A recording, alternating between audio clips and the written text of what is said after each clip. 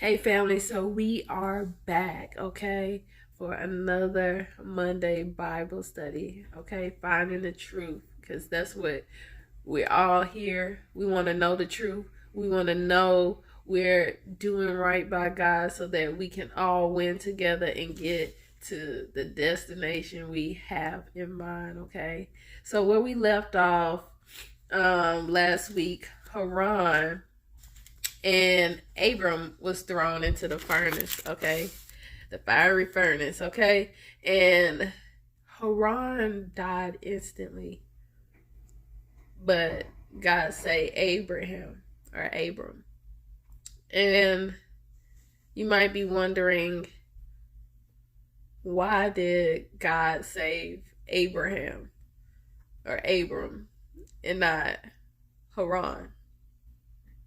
And it says it's because his heart was not perfect. God is not looking for us to be perfect people, but our heart to be in the right way, okay? And we will have to go back in the text so you can see why Haran's heart wasn't in the right place. Okay, it says right here, and Haran at the time felt inclined to follow the ways of Abram, but he kept it within himself. And Haran said in his heart, behold, now the king has seized Abram on account of these things which Abram did, and it will come to pass that if Abram prevail over the king, I will follow him. But if the king prevail, I will go after the king. Okay, so as you can see, this is the reason why God didn't save Haran, because he couldn't make a choice. He was waiting to see results before he made a choice, not knowing that his father was going behind his back and plotting against him, plotting to throw him under the bus, to save himself. And in that moment, he did not know that was God giving him a chance to make a choice. But he couldn't make a choice, so he died not making a choice. Okay? Okay, and Haran couldn't make a choice. He was waiting to see, what the end results was. And that's a lot of us, right? We're waiting to see what God is going to do before we choose to follow him, to love him, to build a relationship with him, right? But Abraham, he didn't do that. He went to go live with Noah at a baby until he was 50 years old. And Noah taught him all the things about God. He told him about the flood. He taught him the laws and the commands of God. And, Abram, he wasn't alive during none of that. All he had was Noah's word to go on. And he trusts that. And he chose to follow God, even though he didn't have any proof that any of the stuff that Noah told him was true. And so that is the reason why Haran instantly died and Abram didn't. It's not about being a perfect person. It's about, choosing God. Choosing God with faith and not by sight. Okay? So we are about to get back into this text, okay? And we're going to finish off this little part. And then I apologize for my voice, you guys. I'm getting over a little cold, okay? And it says, Haran died when they had cast him into the fire, and he was burned to ashes, for his heart was not perfect with the Lord. And those men who cast him into the fire, the flame of the fire spread over them, and they were burned, and 12 men of them died. And Abram walked in the midst of the fire 3 days and 3 nights. And all the servants of the king saw him walking in the fire. And they came and told the king, saying, behold, we have seen Abraham walking about in the midst of the fire, and even the lower garments which are upon him are not burned, but the cord which we which he was bound is burned. And when the king heard these words, his heart fainted, and he would not believe them. So he sent other faithful princes to see this matter.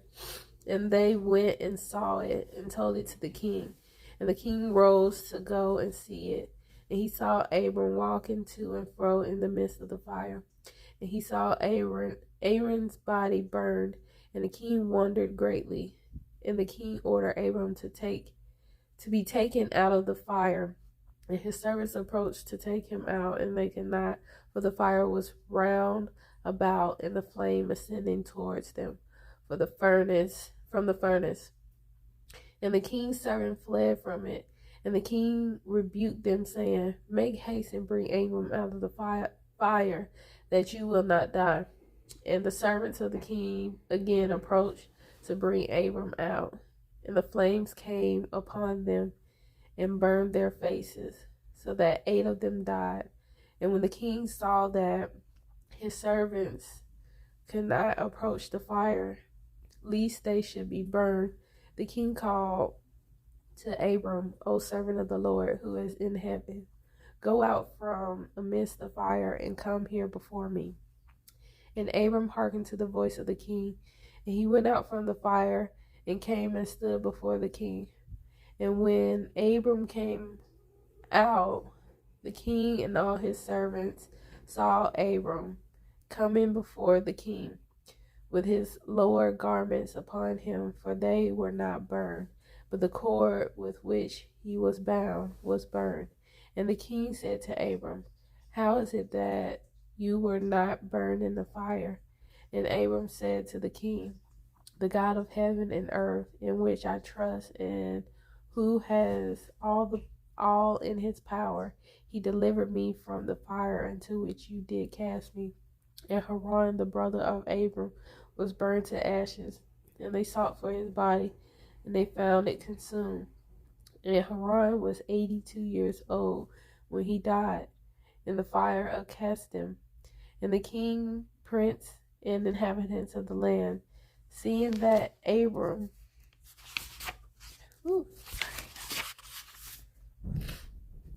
was delivered from the fire, they came and bowed down to Abram. And Abram said to them, Do not bow down to me, but bow down to the God of the world who made you, and serve him, and go in his ways. For it is he who delivered me from out of this fire, and it is he who created the souls and spirits of all men, and forced man in his mother's womb, and brought him out into the world. And it is he who will deliver those who trust in him from all pain. And this thing seemed very wonderful in the eyes of the king and prince, that Abram was saved from the fire, and that Haran was burned. And the king gave Abram many presents, and he gave him his 2 head servants from the king's house. The name of one was Ani, and the name of the other was Eliezer. And all the king's prince and servants gave Abram many gifts of silver and gold and pearls. And the king and his prince sent him away, and he went in peace. And Abram went out from the king in peace, and many of the king's servants followed him, and all 300 men joined him. And Abram returned on that day and went to his father's house. Can you say Abram is a strong person? His father just killed his brother, almost had him killed, and he leave and go straight back to his father's house. That is strong, because I don't know if I could forgive my father that quickly and be, back around him in his face.